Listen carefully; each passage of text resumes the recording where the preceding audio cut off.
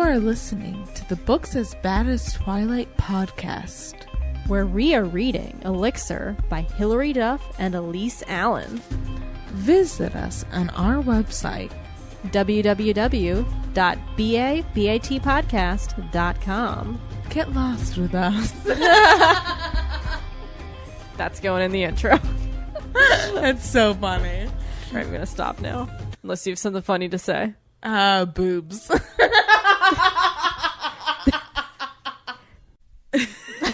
I'm not even going to touch it. Like, I'm not listening to 8 minutes. I don't even know why I had that on recording. Like, we're just chatting. Yeah. But maybe we can release this as a bonus. Yeah, just our opinion on things. We could put it on Twitter. Somebody did like our Beespo tweet on Twitter. One person. One person. Let's see. Was it us? Nope. I retweeted it. Come on, Brittany. We're better than that. Listen, I don't have Twitter on my phone. You should get it. I should. You should totally. Marcus Taffy. Ooh, hey Marcus. What's going How's on, it going? Marcus? Yeah. I really want some taffy right now. I want some taffy from you, Marcus. Oh, that's weird. So when I was on vacation, my instructor for hang gliding, I went hang gliding. I saw that. It was a lot of fun. Oh. His name was Wolfgang. So Wolf, because he went by Wolf. Yeah. If you're listening to this, you're a very good looking guy. You heard it here first, folks. He was a little nerdy, and Yeah? I like it, but he was also very buff. Yeah. So That's cool. he and I sang the Jurassic theme park together. Yeah, that's pretty awesome. So you had to pterodactyl when you hang glide, when you're jumping off the dunes. So your hands are like pterodactyls, and you had to like crouch low and like walk, then jog, then run, and then you're flying. And Wolf's like, "Yeah, you got it." I'm like, "Thanks, Wolf." So funny. That's Even though he's awesome. like a foot taller than I, and we weigh the same, and he's like Hey, all you this know. like buff guy, and he's like. I like that sound effect. Can you do it again? Yeah. That's how I like envision all buff men speaking. Protein. Deadlift. That gym. I'm going to that gym. I don't like cardio. I only like free weights. P90X. What's that other one that's out there? Not P90X. Yeah, I forget what it's called. CrossFit. Yeah. Now that we have completely alienated our entire audience. We got it out of our We system. only have meatheads as our audience. Wait, can I tell you real quick that I had a bus driver named Mrs. Wolfgang? I thought you were going to say Mrs. Meathead. I had a bus driver, Yeah. Mrs. Meathead. And maybe she's listening. Now, Mrs. Wolfgang, Uh-huh. she was my bus driver from kindergarten through 5th grade, because I went to the same school in that time. Uh-huh. And then when I was in high school, she was also still a bus driver. And when I would stay late at school, she was like driving the late bus. And I'm like, Ooh. "What's up, Mrs. Wolfgang? Up top." Yeah, she recognized me. I'm like, "Yeah, I'm the kid who bit her lip all the time." She told me straight up, she's like, "Stop biting your lip." Oh. Well, So I it's a fantastic story, Danielle. And we all know that you listeners have been biting your lip for this next episode. oh yes. Where Danielle and I, that's Danielle, this is I, are reading Elixir by Hilary Duff. Oh, are we ever, Brittany? What's the name of our our podcast? podcast? Our podcast. Well, our podcast name. Sorry. That is enough. It's like, Danielle, I know you're trying to be funny, but it's got to stop somewhere because it's just awkward now. I love your sense of humor. Well, I love that you love it because at least somebody loves it. Oh my god, dying. Because some people just look at like, okay, here's a funny story. It's probably gonna be. And I bite my lip. No, no.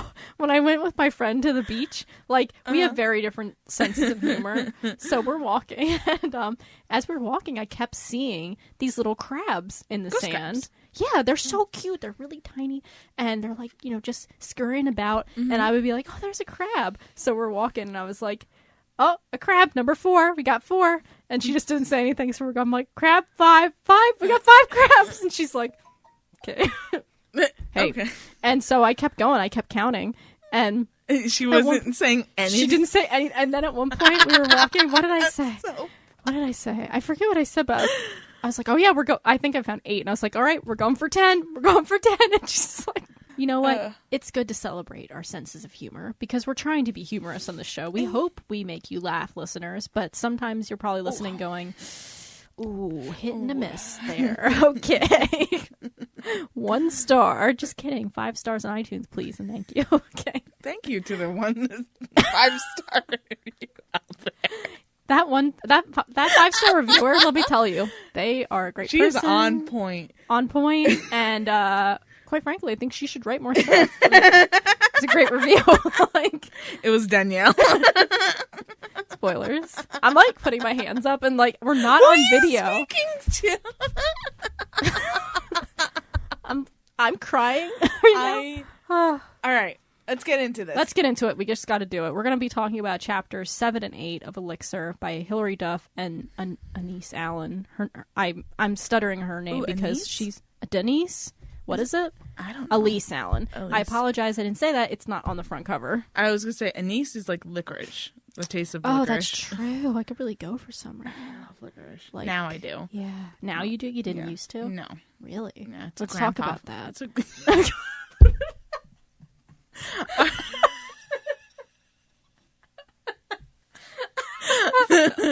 All right, so chapter 7. Yeah. Okay. All right. Before we hop off, before we go on our tangent, today's episode, as all episodes, are sponsored by Audible. Right. So you could pick up your free 30-day subscription to audible.com at, I always forget the website. audibletrial.com/BaBaT. All right, there you go. That is us audibly conveying a wink?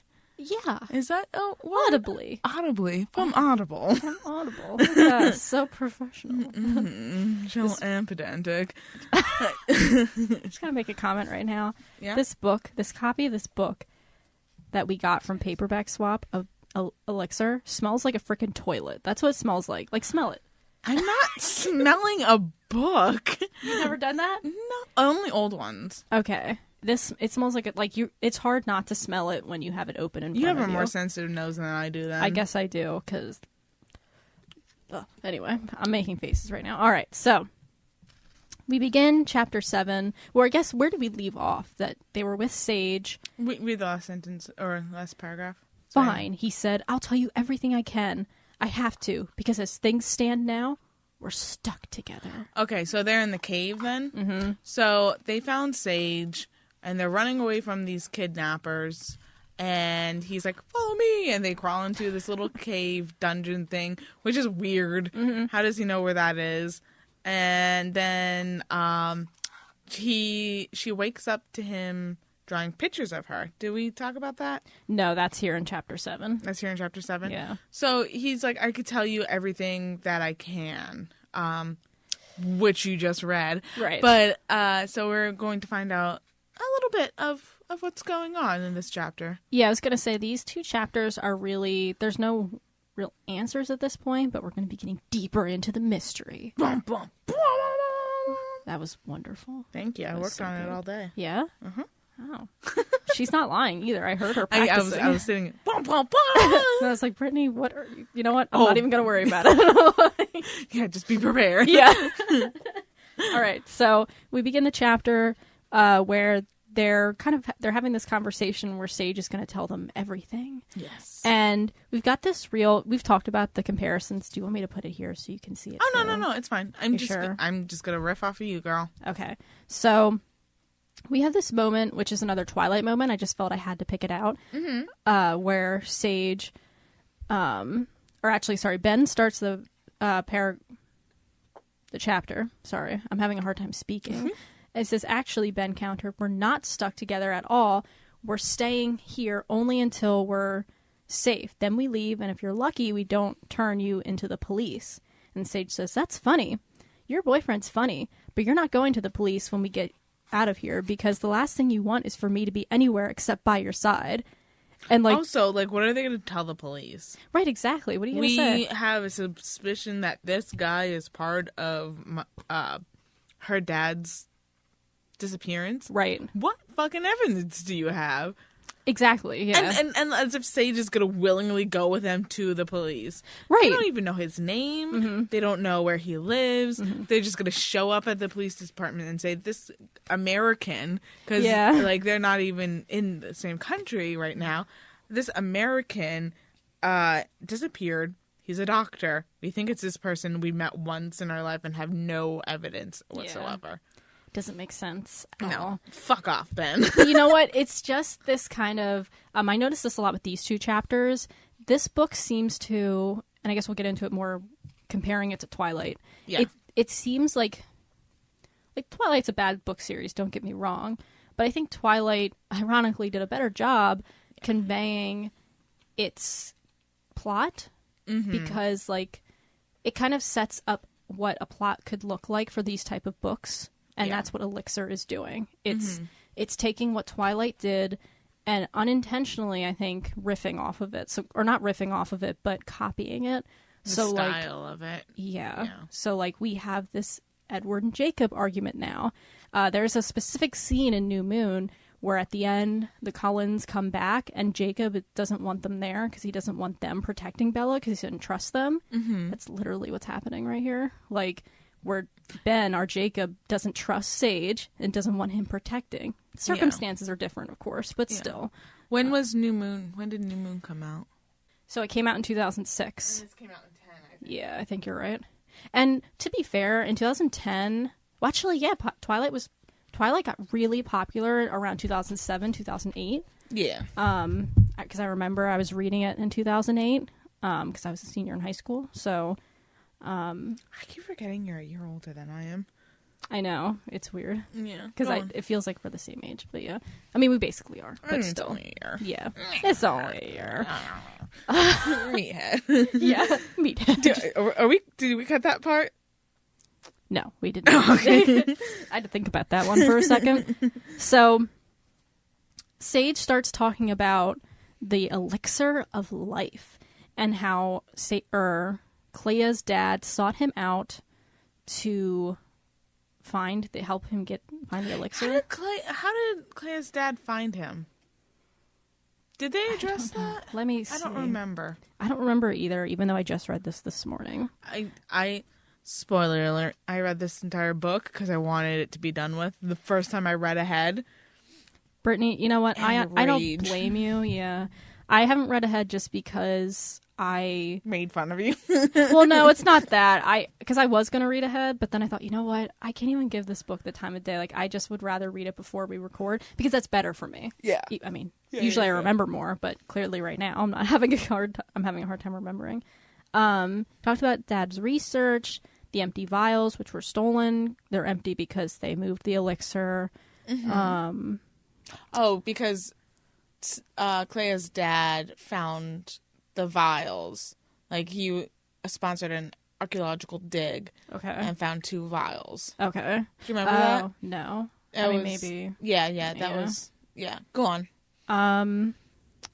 Just trying to see where it says, like, how the dad sought him out. Please tell my dad wasn't taken by some psychopath. I can tell you that. What's another thing about this part? Not to go off topic too much, but, like, Clea does not believe in the elixir of life. Yes. At this point. Mm-hmm. And I thought that was kind of... They say it's because she's like her mom in that respect. Yeah, and I get that, but I feel like we've had so much happen to her at this point. Like the whole Sage thing in the pictures and her dreaming about him. Mm-hmm. Perhaps this is because we're coming from an outside perspective, but it's fair to say I think something weird is going on. Mm-hmm. And the fact that she's not at least toying with the idea that maybe there could be something because of what's been happening to her. Mm-hmm. Like the fact that she's so like stuck on it, I feel is just like the book wants the character to not budge, so therefore she won't budge. Where if it was actually like she maybe would consider, like maybe not believe it, but maybe like think maybe I'm wrong. Like, am I wrong? Mm-hmm. Like, and that'd be actually cool for her character. Yeah, I don't know. Because even people who don't believe in ghosts still love ghost stories. Right? Exactly. You know. Yeah, exactly. Actually, that's a really good point. Because I was gonna say I don't know what I believe about ghosts, but when like you were telling me those stories, and that's always like I'm always like. I don't know. Like, is it? Yeah. It's just what we do. So, I don't know. Go on. I'm not finding anything that says how Sage and her dad like, got together. Got together. Wow, wow. Queer watch. No. That went in a direction I was not prepared for. So funny. I wrote down, I've been watching The Homo Office Watch, a lot. that's what it was. Homo Watch, yes. From previous seasons. I was thinking Queer Watch. Is that a show? Okay. It's Queer Eye. Queer Eye, yeah. You were watching The Office? Yeah, I've been watching it a lot, and so, getting a lot of Dwight in my life. And Ben says, they're talking about, like, the elixir and how much you would drink and stuff. And Ben's like, in large doses, in smaller doses, it has incredible healing powers. It cures any disease. I'm like, thanks, Dwight. Like, just the way it said it, I'm like, all right, that's Dwight. I don't know if that's just because I've been watching The Office a lot. I think it's because you're watching The Office a lot. I think I'm going insane, but I love it. I don't know if you want to look to see if you can find it. I'm not finding anything. No, but I'm trying to think of what the point was that we're... Like, how did the dad know that Sage... Like, where to find him. I guess it does... Look. Maybe it's answered later. Maybe. Who knows? Yeah, so... So what was your highlight over that you just... Oh, that's just a new part that I was going to bit to with the plot. So they're talking about... So Ben's like, we're going to take you to police. And Sage is like, no, you want me by my side. I want me by your side. And why is that? Because he's talking about, like, he knows more about the elixir of life. And he... What does he explain in this chapter? He doesn't really explain anything. They just talk about the elixir, and he talks about that's what her dad was seeking out. Mm-hmm. And he talks about how, like, the dad gave him his watch. Yes. He does say that. I don't know if we've gotten to that part yet. Oh, and this is another thing that's interesting. At this part, Sage is talking to Clea, and she says... You've been showing up in my pictures all my life. And he says, I have? Sage looked at me wonderingly. That's very odd because I've never seen you before today. Yes. So I'm kind of wondering, is he lying? I don't think so. Only because I read ahead. Well, yeah. I do believe... Well, okay. Well, when he saw her on the beach, though, he's like... Huh? And then he ran away. Yeah, that's what's weird. And, well... I guess we'll get into it when the artwork stuff comes up. So I won't say anything now, but like it just felt weird to me that he would. I think it's possible that he never seen her. Yeah. Yeah. Or that he thinks that he hasn't seen her. Yeah. Yeah. True. Okay. It's interesting. Oh my god. I'm just throwing it out there because I don't know. Because I do, even though I read this before, I do forget. This is hard for having read ahead and not saying things. I know. Okay, I'm not doing this again. I was going to say, I'll give you the book back and I'll recheck it out at the library. Oh, no, it's fine. Well, because, this is hard. And so, let's see, talking about my dad's... Oh, yeah, and then he talks about how when her dad disappeared, Clea's mad that he didn't go to the police, Sage, and... why would he? Like, he doesn't know the man that much. Yeah. And Clea's all upset. She's like, that's my father you're talking about. I'm like, all right. Who gives a shit? Like... Yeah. Like, he doesn't... As much I get why she's reacting that way, but I was like, come on, girl. Like, be reasonable here. This whole book is, like, centralizes around the idea that Clea's family, the world knows and loves.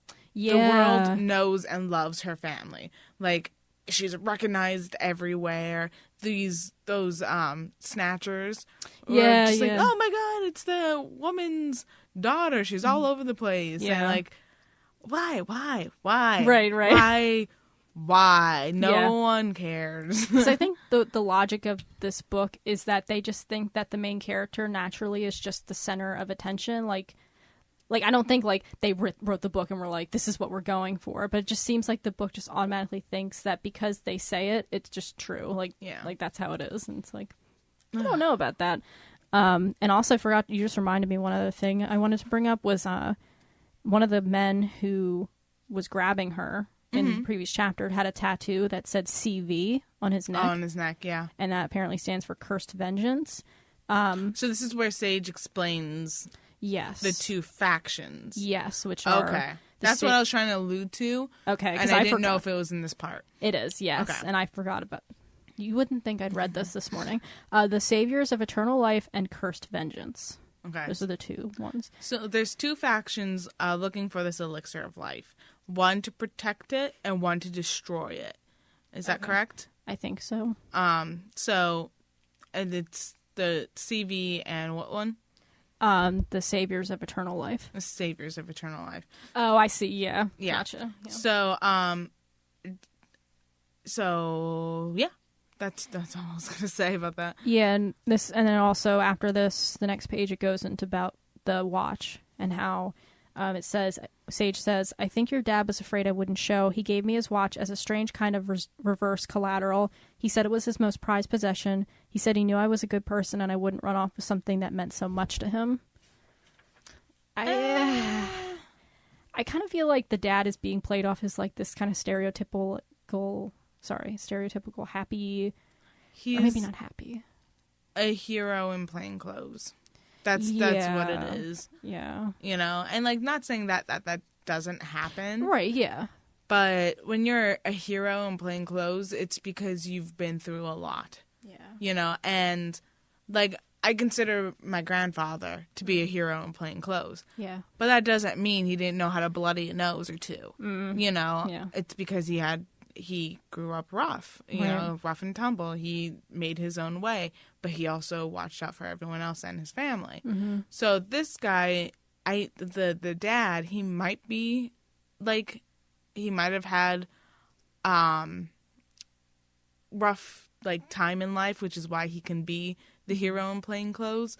But from the interactions that we've received so far, he's just a walking cliche. Right, yeah. You know, yeah. like, oh, the eyes are the window to the soul, or yeah, did you know that cameras capture the soul in some cultures? And oh, here's my watch. I believe in you, son. Yeah, like, yes, that's true. Yeah. No, I don't buy this guy. No, I don't. Not at all. You're supposed to love this father figure and want her to find him. I am not in love with him. No, and I think, and let me know what you think of this, but like, the best comparison I could think of is in Harry Potter with Dumbledore. Like, the narrative really wants to paint Dumbledore as a good person, and a lot of the things he does are very morally questionable. I don't know if it's not the same, but like, well, I'm gonna bring up which is Plea's favorite thing about that. It's it's from the narrative's perspective. So even though Harry, because it's told from Harry's point of view, paints Dumbledore this way, and obviously it's not true because Albatross or Aberforth, not Albatross. That was hilarious. What the fuck is Albatross? I think that's like a bird or something. I don't know. I don't know. But his brother, he knows the truth, and like McGonagall knew the truth too. That he was. So did Snape. They all know that Dumbledore's not the best man in the world. Right, yeah.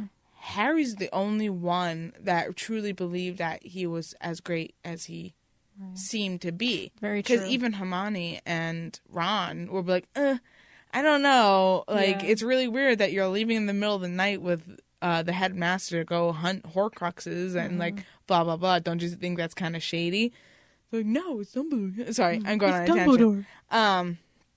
But yeah, I see what you're saying. Yeah. So maybe I should give this a little bit more leeway then, because with that same argument, this is told from Clea's perspective, and her father has done no wrong. Yeah, and I think it's interesting, and I guess we won't get too heavy into this because, you know. Yeah. I think it's giving it more credit than it deserves. Exactly. That's what exactly. Not with Harry Potter, though. No, not with Harry Potter. No. Definitely not with Harry Potter. But with this book, I agree. Definitely more credit than it deserves. I think it's hard. It's very difficult to find that line between what the author intended and what is just kind of something we're adding on to it. So, but I think it's a little too much for it. But effect or affect? Effect or affect? Effect. A noun, right? Are you being a noun or a verb? As a result. Was it their intention or is it just a result of? So affect, because it's before, after. It's the, like all I know is that effect is a noun and affect is a verb.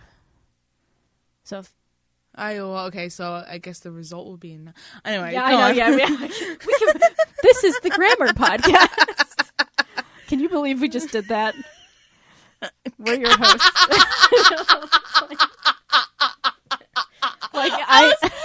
I didn't know you were being like jokey. Oh no! I thought you were actually gonna like. And I think that's why your jokes fall flat sometimes because you say it with such conviction. I do. I'm very convicted. And it's like, oh, she's joking. Yeah. It's like, oh, that was a joke. That's why there's crickets sometimes. I'm gonna add crickets there. Because the way you were looking at me, you were like so concerned. Like, I was like, it's like, where are you going with this? I want to like riff with you, but I don't know. Yeah. It's all good. Oh, we're all funny. good, folks. So yeah. So they're still in this cave.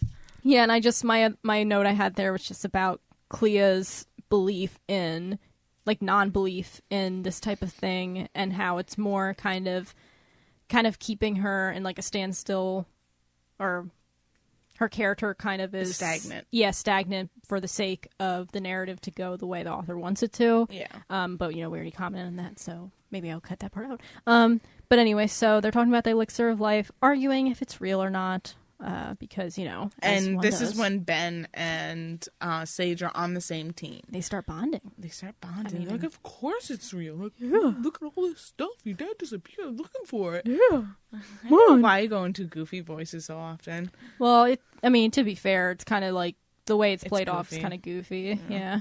And she even says to Ben, like she pulls him aside because Sage decides to just go to sleep, and he lays down and he's like, well, we can't do anything else. Let's go to bed. Yeah. And so he just lays there and they're like, okay. So they walk away and they're whispering.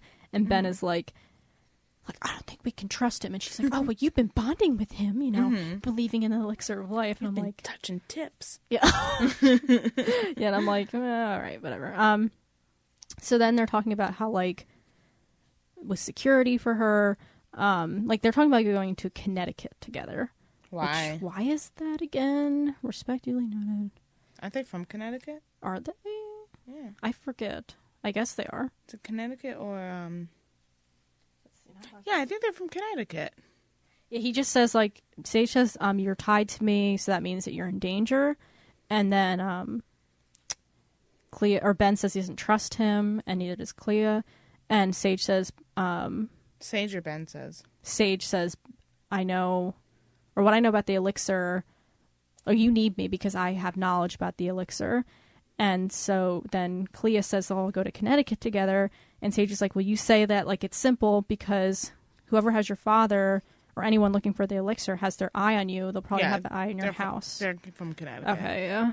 And so we get that little bit. That's before Sage goes to sleep. Obviously, he's not talking well, sleep. Well, he could be. So then they're talking about flying under the radar, all that good stuff. And then that's when Sage goes to sleep. And yeah, Sage is basically going to piggyback all of their expense. Like, he's like, not all the expenses, but he's like, you guys don't know how to do this. You have to follow me because you're in danger. Right. And that makes sense, you know? And so he's like, all right, let's go to bed. Yeah. Yeah. And so now they're talking to the side and they're whispering back and forth. Yeah. And they have this thing where, like, Ben is like, just so you know, like, I'm here for you. You know that, right? And it's like playing up the romance aspect now, like as if she has a choice between the two because he's kind of jealous. Yeah. So, you know, that's there. But I guess we don't really get that romance other than he's apparently hot.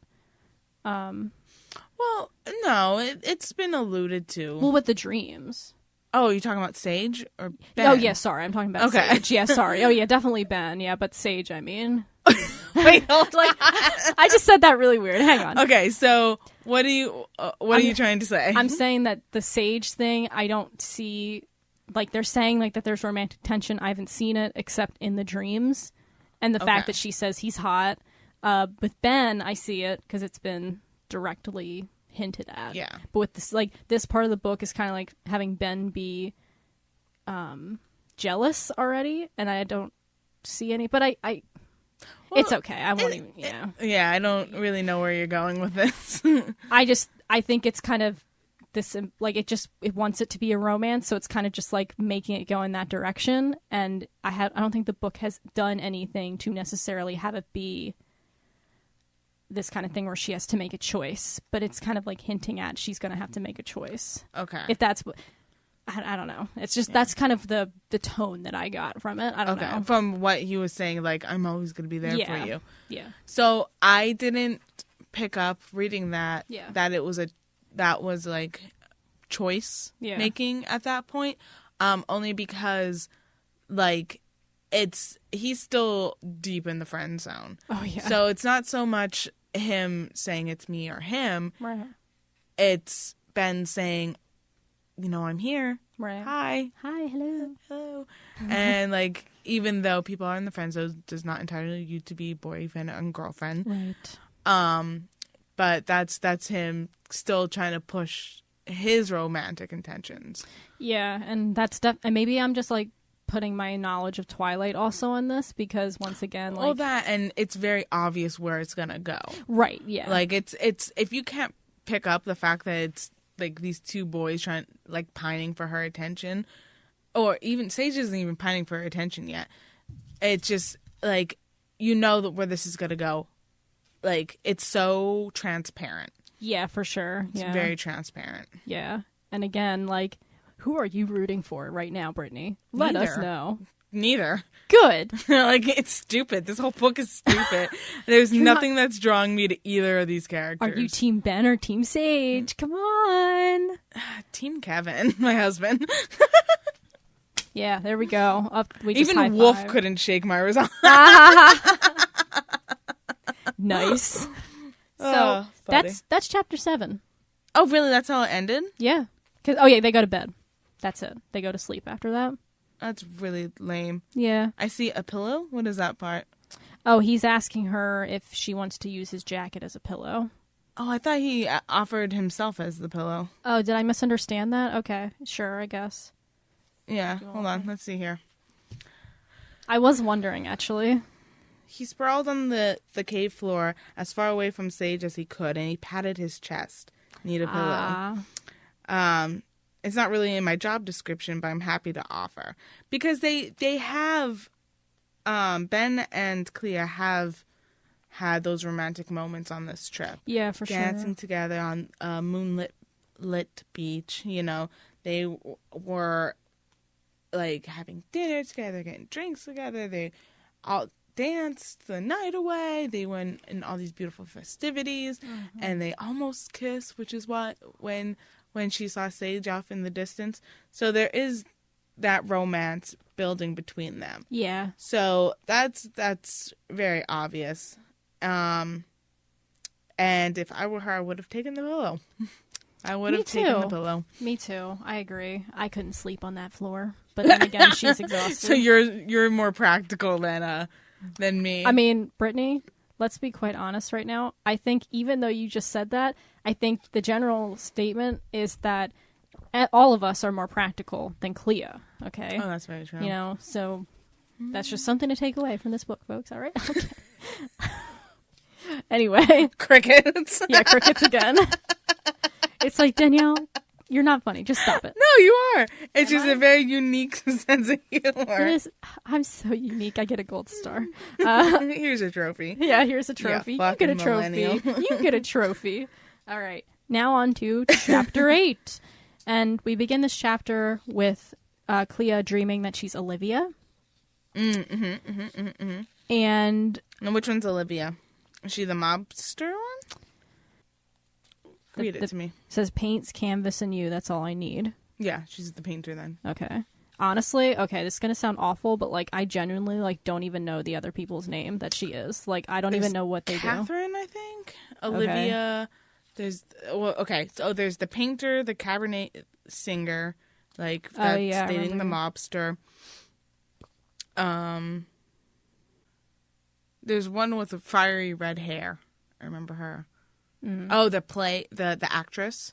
Okay, the yeah. painter, the actress, the singer, and one other one. Okay, yeah. Yeah. I forget, yeah. A writer, maybe? Maybe. It's all very arty. Yeah, that's true. Each one is Artie. That's true. I forgot about that. Yeah. Well, we'll get to that. Yeah, I we'll guess. get to it. Yeah. So yeah, this is the artist, and I apologize. You're much better at recapping than I am, because apparently I did not intake any of this. That's so funny. All right, so chapter 8 is we learn more about the relationship between Clea and Sage, where you get little hints of where Sage kind of knows what's going on with Clea and like all that type of stuff, and he's also taking them on the rest of the adventure to find their father. It's not clear exactly what they're doing, just to be safe from these two factions that are we still don't know anything about. They're just briefly mentioned and like meh. So it was a blip. Yeah.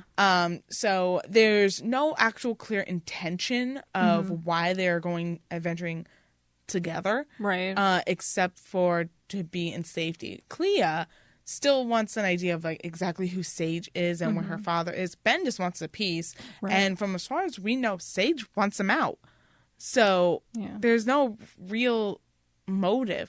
I mean, if I were Sage personally, and like if there was no background connection, which we'll find out later, I would have been gone. Like fend for yourself. That's why I have a hard time believing that he says he's never seen her before. Yeah. I mean, I guess you could argue that maybe he's doing that because he's somewhat tied to her father and he wants to help her. He's a good guy, though. Yeah, and he's a good guy. Reverse collateral. Reverse collateral. Yeah. So she wakes up in the middle of the, I guess, going towards morning. Yeah. Well, I'm sorry. She's in this dream. Yeah. Let's start with that. She's in this dream as Olivia, the painter. And her and Sage, Olivia and Sage, are talking about running away together. Why don't they just go? Why don't they just run away? And Olivia laughs at him, saying, like, what do you mean? Like, where are we going to go? How are we going to provide for ourselves?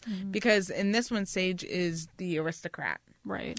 And he is going into this, the society meetings. And we learn a little bit about the society now. Yes. We learn that this Sage, that Clea is dreaming of, is part of the society she just learned about.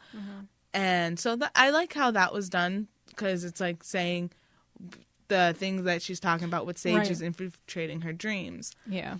So, well, actually, did they mention it in the previous dream? Well, see, I don't remember. I don't remember that either. But this is, like I said, this is the one where he's the aristocrat, and he has to do this stuff, otherwise he loses all of his money, his inheritance. So he goes to these stupid, like, meetings and stuff that he doesn't really want to go to. He thinks it's all lame and dumb. And that's her dream sequence, basically. Yeah. What's your note on that? You have a little sticky. Oh, I put the blue ones there to mark when a new part of the plot is starting. Oh, yeah, okay. So that's why that was there. That's when they just started talking about the elixir of life in her dream. In her dream, yeah. And they're talking about like whether they believe in the elixir or not, like if it's real. And that's when they're also talking about what you said, the society or whatever it's called. I forget what society. It's what's it called? Oh my god, the society. It's did just I say the that? society. Yeah, okay. The society. Yeah. So then they kiss and they start to do the do in the dream. And well, yeah, because Clea has these very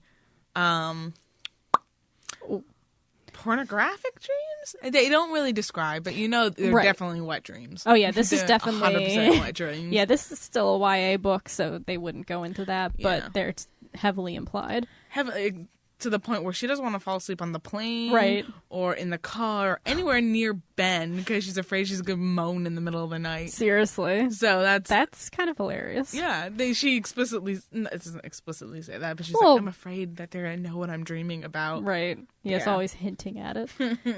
So she wakes up and has to for a second like remember that she's Clea, not Olivia. Like she comes to, and she hears this scratching noise, so she opens her eyes and sees Sage crouching on the ground, leaning over the cave floor a few feet in front of her, and he was holding a small rock and concentrating on scratching something into the dirt. Yes. Weird pastime. Yeah, because I was going to say, do we ever learn what he's doing? Yeah. We do? Yeah. She walks over and she looks at it. And that's when he's... okay. He's drawing a picture, and Clea's like, oh, it's me. I've never had someone draw a picture of me before. Right. And Sage goes, oh, you think it looks like you? Right. That was so funny. She gets so embarrassed. Mm-hmm. And he's like, oh, no, it's someone I knew a long time ago. Someone I cared about, I think. Did he say that? He does say that. Okay. And let me tell you, I don't buy this at all, because I think generally when it comes to art, like a painting, for example, if I painted you right now and I was this amazing painter, I don't think it would look like you verbatim. Like, I think, no. You know what I mean? Yeah. So for him to say, like, for her to look at that and actually genuinely think it's her, and then when he tells her, like, you thought that was you? Mm-hmm. And then she's like, well, I guess the nose looked different and these parts look different. But I'm thinking, like, she genuinely thought it was her. Like, I don't think... Maybe I'm reading too much into it. I think it's kind of silly that the book is trying to set up that he says, this is not you. And it's like, it doesn't have to have her exact features. It's not a caricature. You know, it's not like when... Yeah. It's not like... Because I've had several people draw me. Mm-hmm. Like, I've had my little brother, an ex, and stuff like that. They all look like... They're not me. Right. It's not a photograph. Interpretation. Yeah, but it looks like me. I know it's me. And it's not like it's a caricature where something is so exaggerated that it could be several different people. Mm-hmm. If somebody's drawing an actual real picture that's not abstract and they're actually pretty good at it, you're not gonna know who it is. Right, exactly. So I just find that weird. And you're right. And I don't know if, and I guess I won't ask you because it could be a spoiler for our listeners. You can tell me later, but like, well, but from what you said, I feel like he's lying. Oh.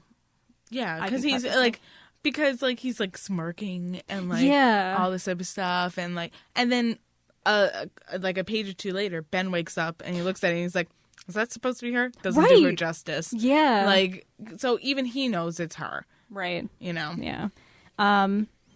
Clea's ankle is conveniently better. She says it hurts a little bit, but conveniently it's. If you roll your ankle that hard, where you're limping and stuff like that, it doesn't take just literally a couple hours of sleep. Oh, yeah, for sure. You're going to be hurting for a couple days. Yeah, so, you know.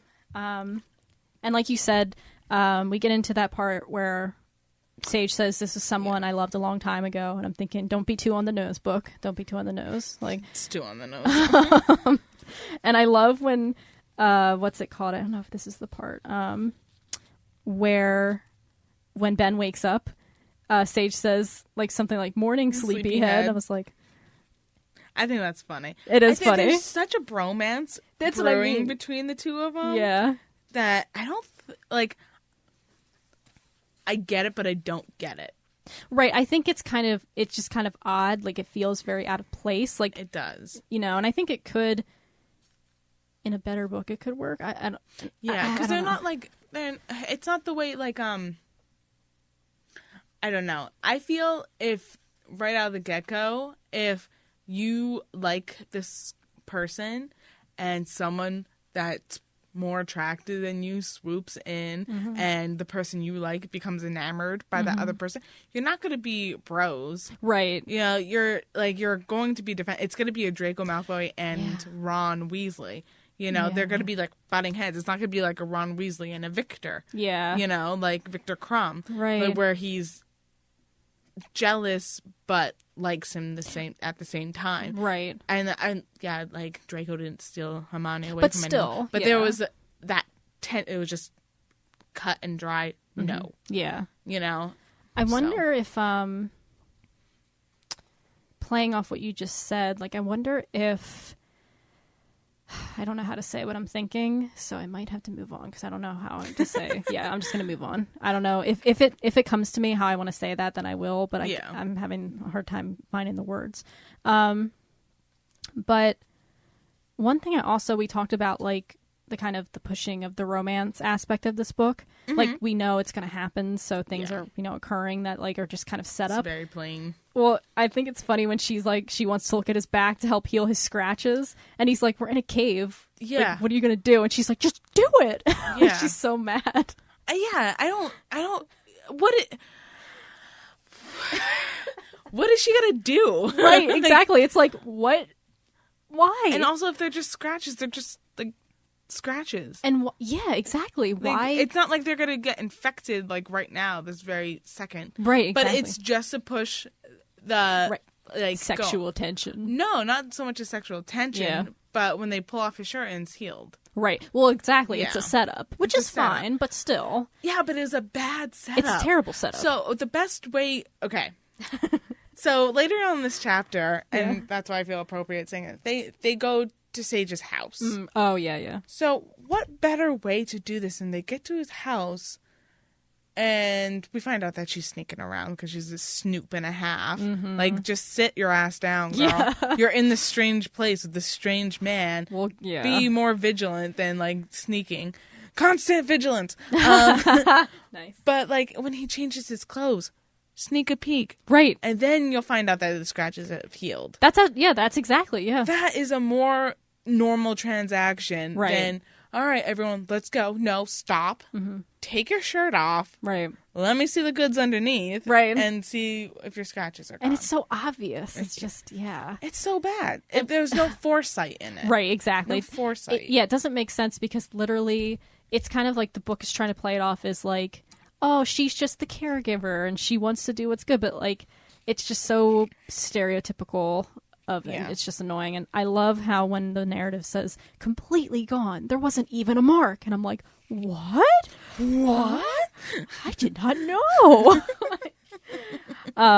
That they had to, like, repeat themselves twice. Yep. And I love, so this is when Ben wakes up and he's like, got an itch. Like, oh, so this, okay. This- Okay, so Ben was sleeping while he took his shirt off. yeah, I apologize. Yeah, I jumped forward. Yeah. So, yeah, he was sleeping. And that's when Sage says, good morning, sleepyhead. And I'm like, what? What is happening right now? All right. When he showed her his back, were they talking about her ankle? I don't think they talked about it. She just says, and Okay, luckily my ankle. Oh, yeah, I was trying to figure, like, maybe that was a transition. Like, oh, how's your ankle? Let me Good. see. How's your scratches? Let's see. I don't remember because I just did a quick read. Let's see. Who is she? Oh, no, it just says, I suddenly felt an overwhelming need to comfort him and take away his pain, but I didn't know how. Then I thought of something. And that's when His scratches. There's, I understand. No, it's lame. No, there's no understanding. No. So, Because she just met this man. right. Whatever. So they leave the cave and they really want to lay low. So Clea actually, when they leave the cave, her cell phone starts going off because she's getting texts from her friend Raina. Yeah. Wondering back where home. she is. Yeah. Did you guys remember Raina? I actually forgot. I saw that. And I was like, oh my God, that's right. Side character that's only there for another female character. She needs a girl pal. Yeah. Gal pal. And so she goes to check her phone, but then Sage takes it, which I get this, but it's still funny, me imagining him going, like, throwing it like Napoleon Dynamite I or love something. the fact that you acted it out. Oh, yeah. Nobody can see me. I just, did a throwing motion like Napoleon Dynamite. Yeah. Oh. Tina, you fat lord. Anyway. So then, Ben talks about the fact that he doesn't have a cell phone, that he lost it when they were jumped. And he threw the cell phone so they're not tracked. Correct, yeah. And he says no ATM cards, no credit cards, no cell phones. Which makes sense, but Ben does bring up the fact that it is kind of shady that, like, they're trusting, because they get in a taxi to go God knows where. And they're kind of like, Ben's like, this is shady. Like, this is how the stories go when people, are statistics. And Clea has no shoes, by the way, guys. Right. Yeah. They wandered through the woods up the rocks, and she has no shoes. And there was a little bit of romantic tension there because Sage is like, I can carry you. That's exactly what I was just about to talk about. Yep.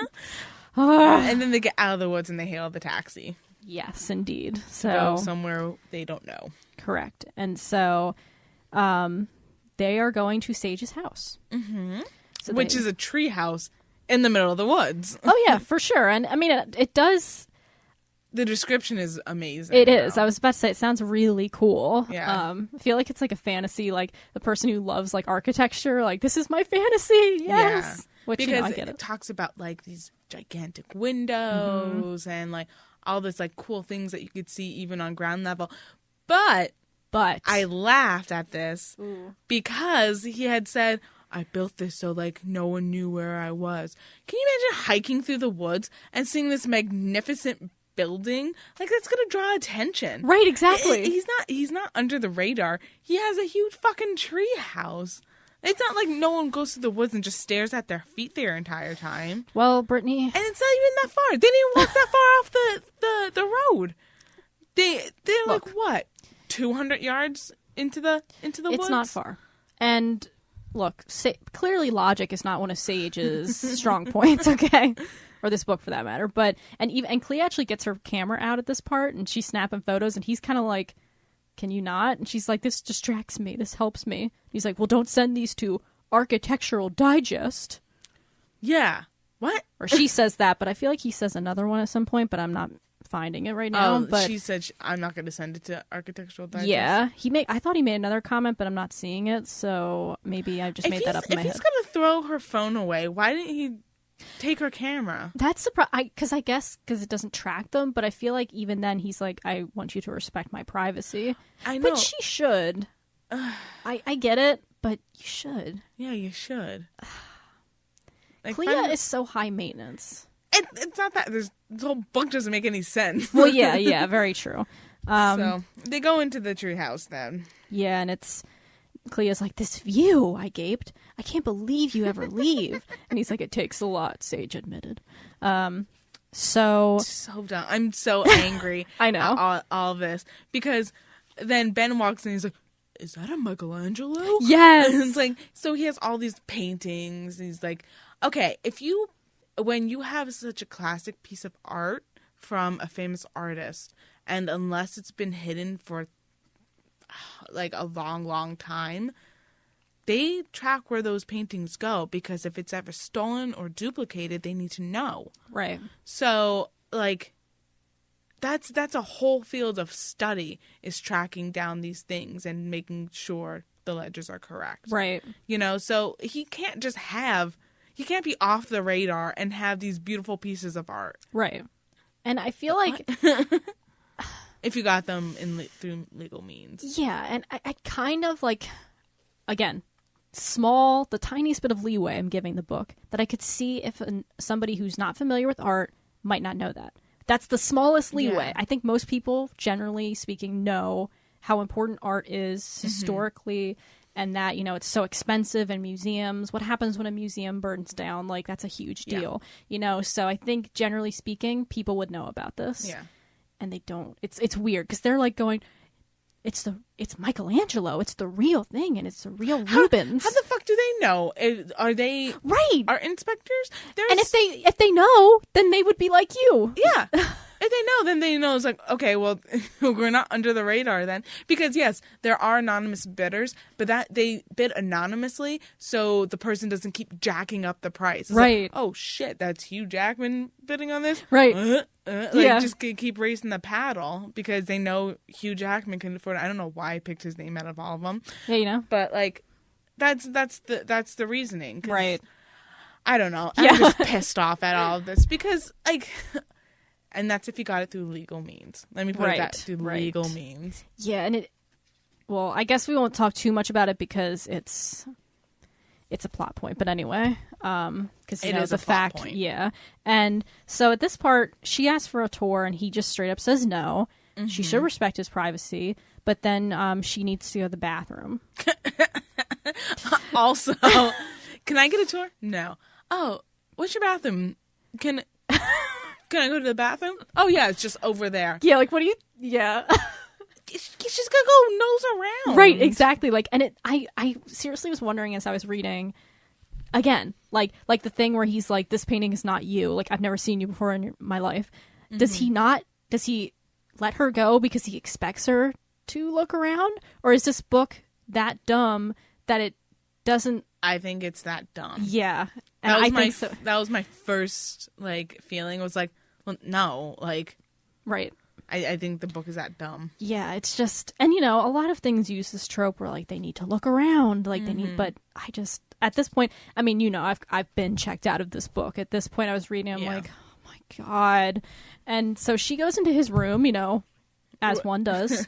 She does not go to the bathroom. House. Yeah, and a person that she does not know, who can have weapons, right? Who can all this type of stuff. He could be hurting Ben right now. Okay, did we talk about the ATM card though? We mentioned it. Why? No, so he pulled out when they got there, he pulled out a box full of fake IDs. Oh, and so he's pulling out all this stuff, and this is also dating the book really, really much because it says a black Amex card. Yes. An American Express card. Right. No one calls it an Amex card. Who uses American Express anymore? Okay, thank you. Well, I was going to say American. Well, just say American Express. Why abbreviate it? Because I guess I would know. I didn't know. I sat there and was like, Black AMX. Yeah. Black AMX. What the fuck is that? I know it sounds so familiar. And it took me 5 minutes to figure out what it was. I was like, no one calls it that anymore. Not when, forgive me, but did anybody ever call it that? Okay, because I never, my parents have American Express. They've had it for years, and they've never called it that. Yeah, but it's a black AMX. Right. Right. It's a black one. When they released that, I think they were trying to push an edgy thing. I see what and you're I saying. think it was in the early 2000s that they released that. I'm gonna check that up, so don't quote me yet. That would make sense, though. I see what you're saying. But yeah, you're right. That's an easy way to date your book. Just say American Express. Yeah, don't say shit. Or just say MasterCard. Yeah, it's a MasterCard. Or it's a Visa, which is accepted everywhere, guys. And I was going to say, I feel like maybe this book did this because there was a time, I remember when American Express was seen. Yes. I guess partially it still is, but this fancy card that you could have. American Express. Oh, it's so much better than Visa, but have you been to a store? You're hard pressed to find a place that accepts American Express. So in 1999 is when the black card came out. That's dated for this, but I guess that would make sense That's because only 10 years. Yeah, but still, I guess I don't know. It's still pretty prestigious. Maybe they had a new marketing campaign at that time. Yeah. I think we're. But honestly, just call it a black card because everyone, when you hear a black card, Yeah. So anyway, he pulls out the black card, and she's like, oh, my parents don't even have one of those. I mean, it's really not that surprising. I've seen someone pull out a black card at a fucking Applebee's before. Right. It's I was like, oh, that's pretty cool that he has one. But I'm not sitting there analyzing everything. I'm like, oh, I've never seen one. It was the first time I ever saw one. Right. But I knew what it was. Yeah.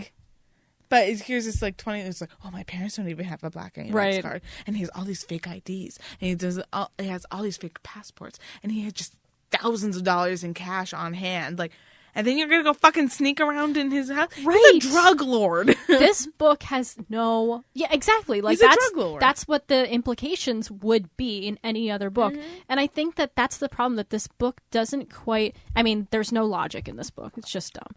No. But anyway. So she sneaks around. Yeah, she's sneaking in his room, and she finds these images in his room because the room's pretty tight. Paintings, sorry, yeah. And the paintings are images, but I wanted to clarify but still, it was a painting. And she's looking at the images or paintings, and she sees that every image featured one of 4 women I knew, and I was like, what? You don't say. Can I talk about this for Please. 1 second? Sure. Did she look in a mirror in all those dreams? Because if she's... So, I think the one when she's an actress, isn't she sitting? Maybe? Yeah.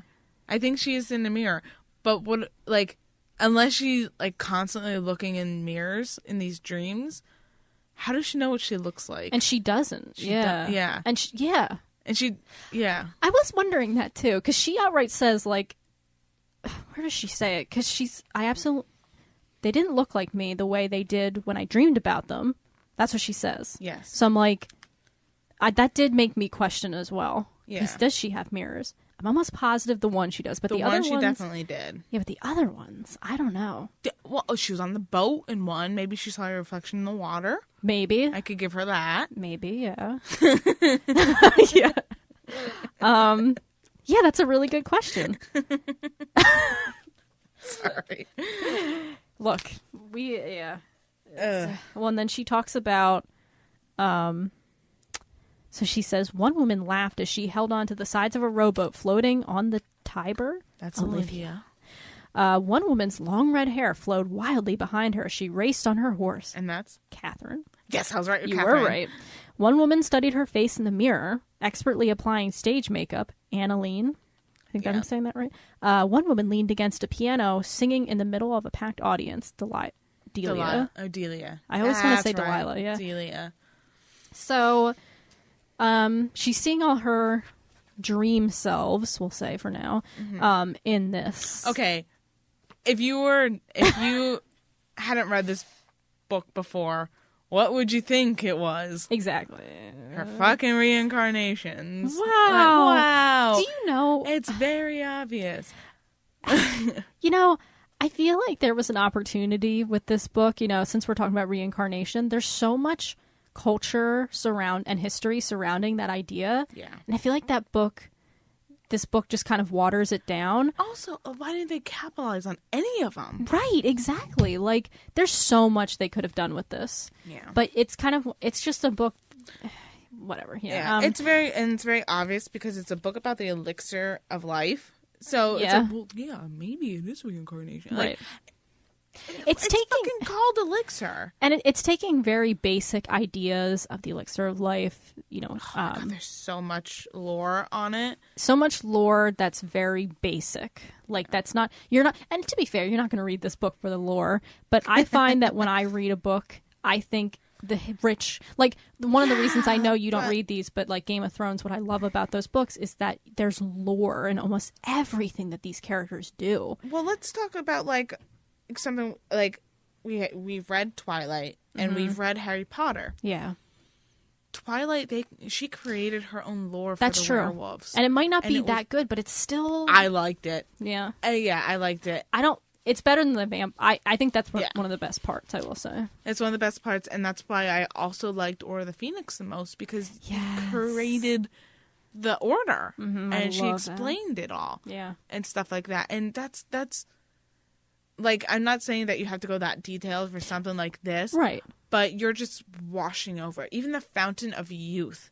Like, everyone knows the Fountain of Youth. Right. Capitalize on that lore. Right. You know, don't just talk about this elixir that was buried and these two societies are fighting for it. Talk about these two societies that are trying to protect the Fountain of Youth. Yeah. Or destroy the Fountain of Youth. Mm-hmm. You know, and like, you could still have the tropical themed place because it's suspected that the Fountain of Youth is in Florida or like South America. Yeah. South America. And so you could still have them traveling, you could still do all of that.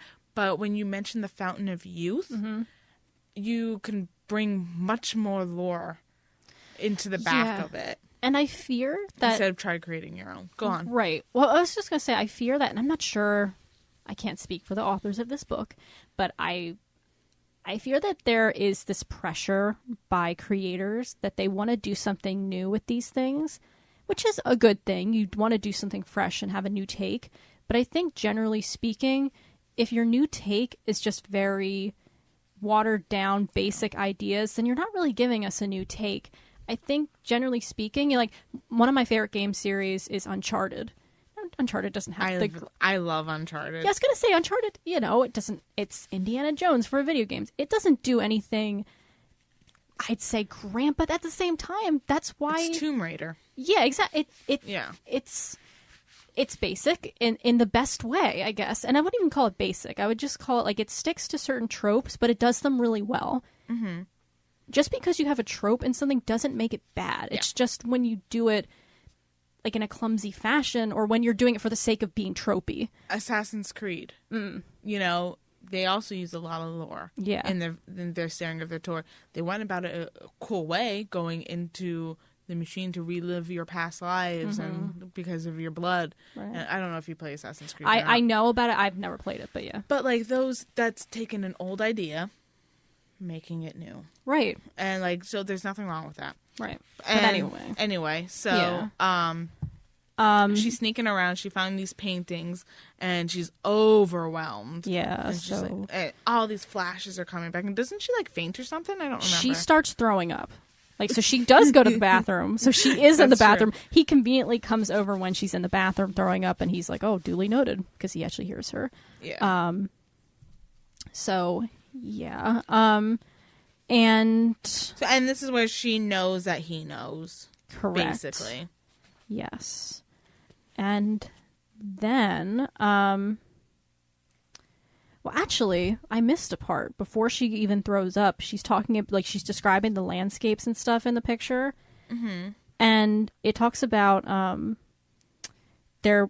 it talks about how there's other paintings where it depicts these characters dying. Yes.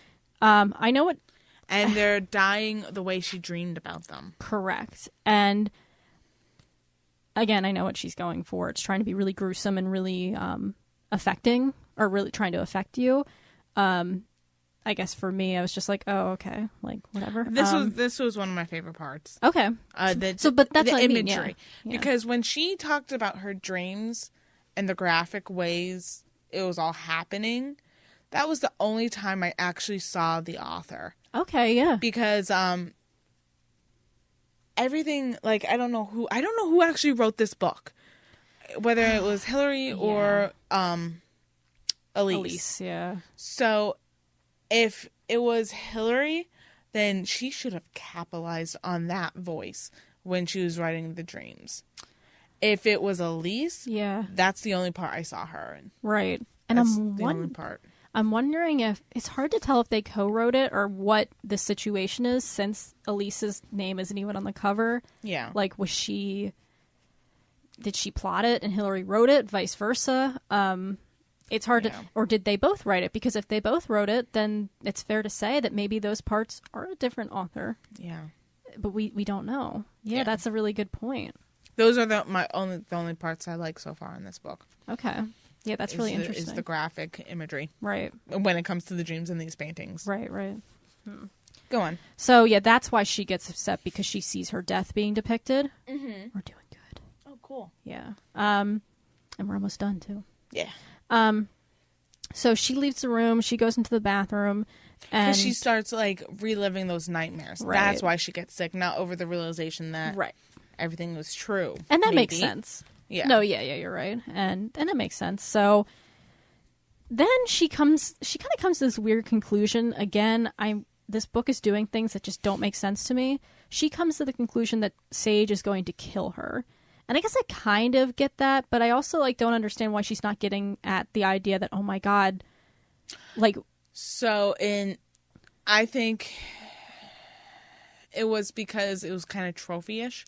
Right. So she doesn't believe in the elixir of life, but it's in situations like this she does. Because in all the paintings, they all have some kind of lily representation that she has around her neck. Is it a lily? It's a lily, right? I think it's just a flower. I think one's some a kind rose. Of flower. Because it has thorns. I'm pretty sure it's a rose. No. The flower that she has on her necklace. Let me see. An iris. Iris. Oh, I hate that it's an iris. Go ahead. Sorry.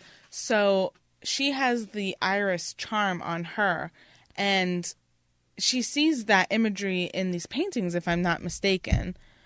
Okay.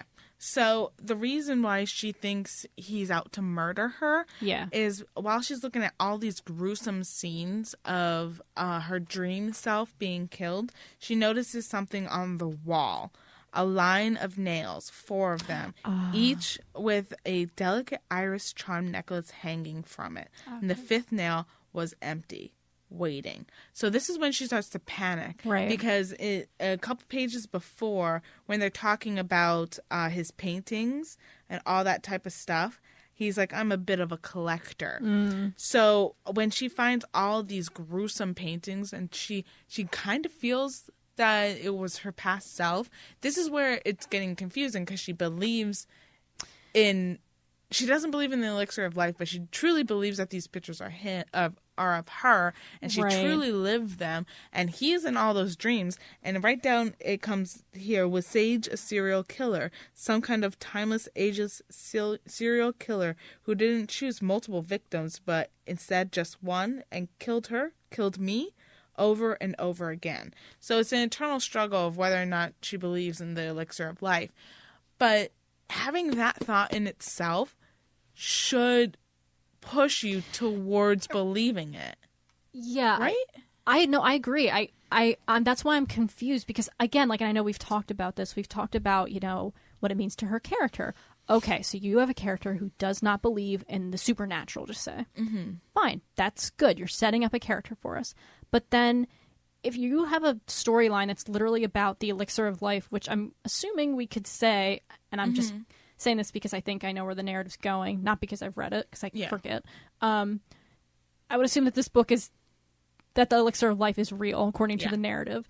And to have your character slowly come to understand that, but saying that she doesn't believe in it, but then she does believe in it, like, all at once her character says it, but then she doesn't. Yeah. And she feels it, but she says she doesn't believe it. Mm-hmm.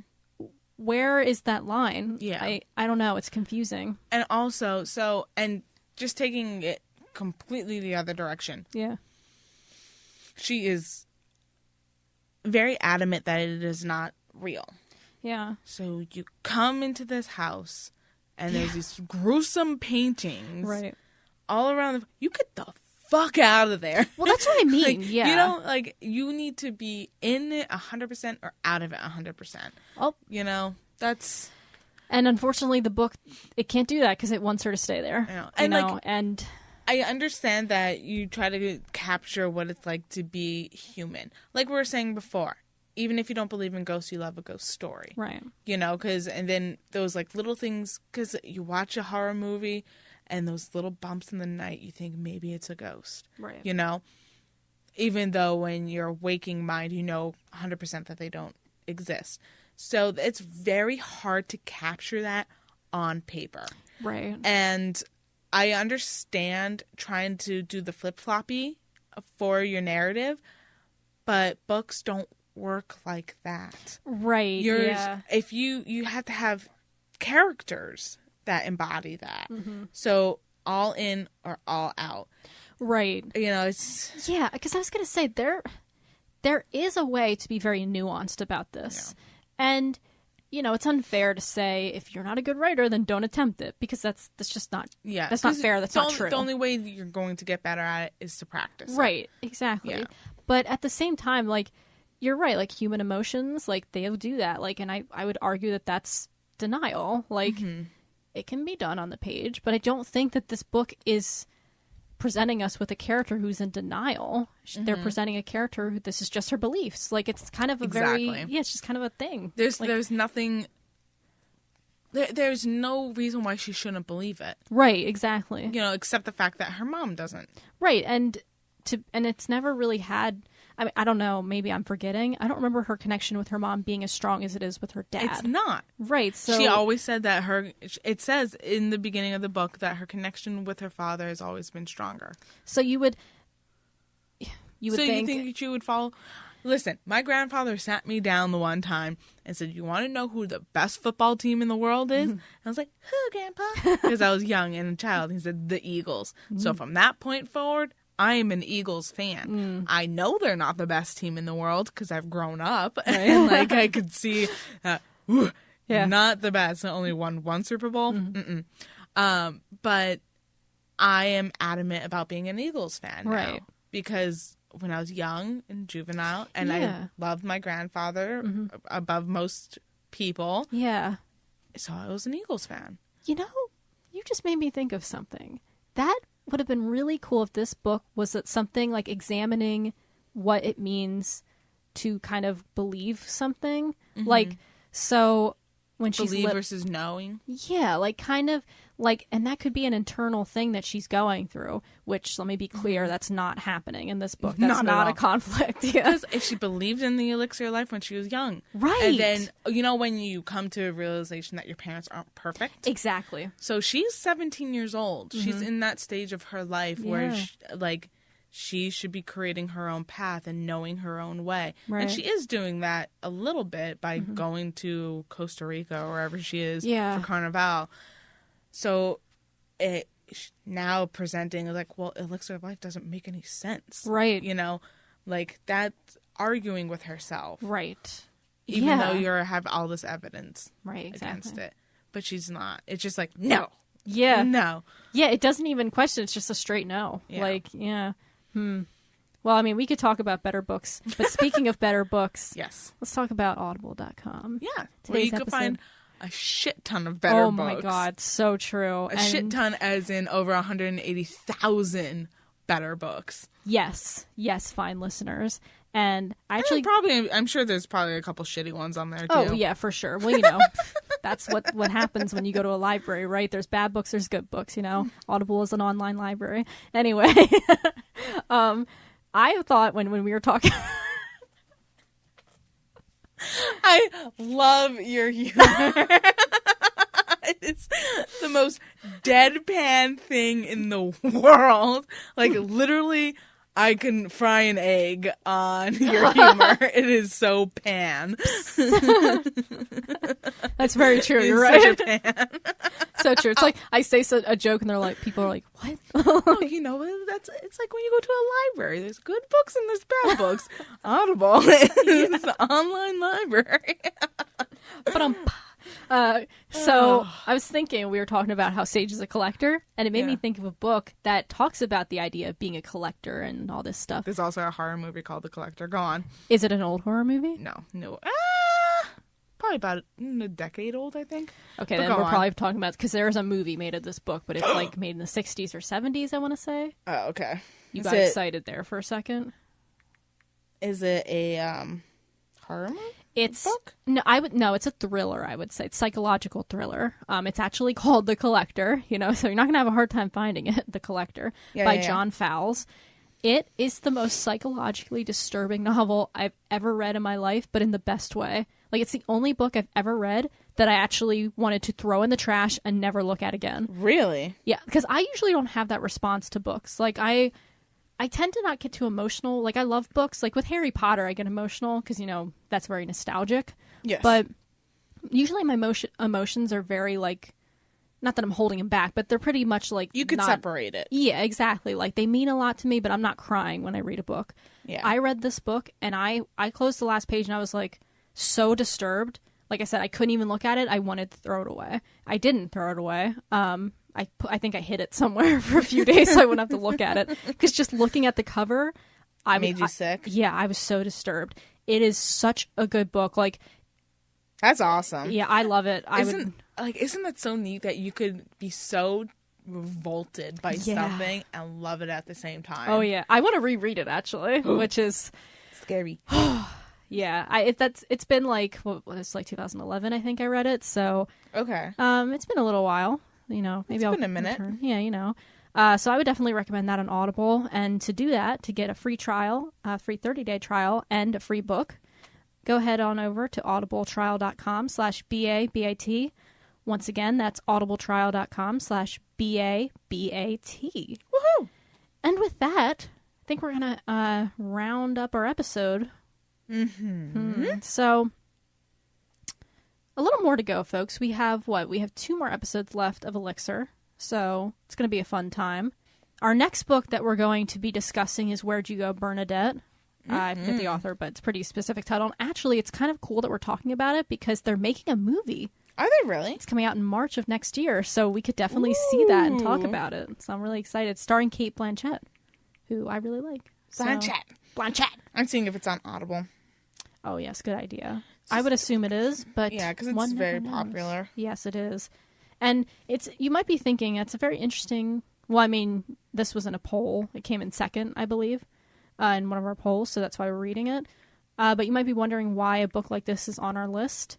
And I think it's just interesting to read a book that's been labeled like super good to see if it's actually as good as people say.